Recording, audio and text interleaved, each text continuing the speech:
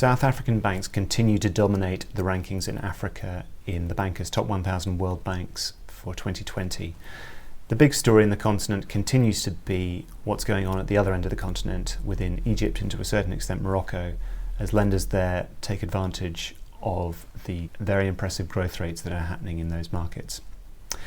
South African banks had a very tough time in the 2019 rankings, even though they retained their positions at the top of the pile.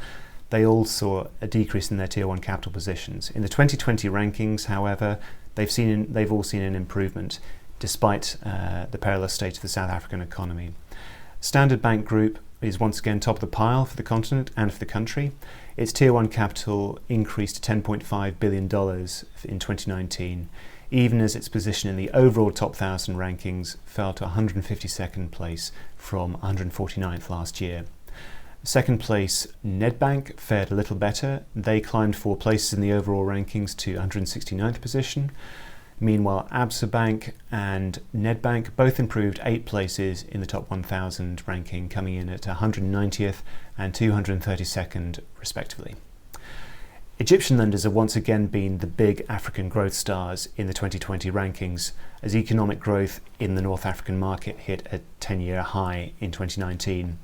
Egyptian lenders accounted for 5 out of the top 10 of Africa's highest growers in terms of Tier 1 capital, with 3 of them amongst the highest movers in the overall rankings. Banque du Caire, the second highest movers in 2019 rankings, went one better this year. They recorded a 76% increase in their Tier 1 capital. CIB Egypt came in a very close second with a 74.8% rise, with Faisal Islamic Bank of Egypt rounding out the top 3 with a 68.2% improvement in their Tier 1 capital. In addition to its position as the continent's best growth story for Tier 1 capital and the 12th biggest growth story worldwide, Banque du Caire ranks in 5th position in Africa in terms of return on capital, with 28%.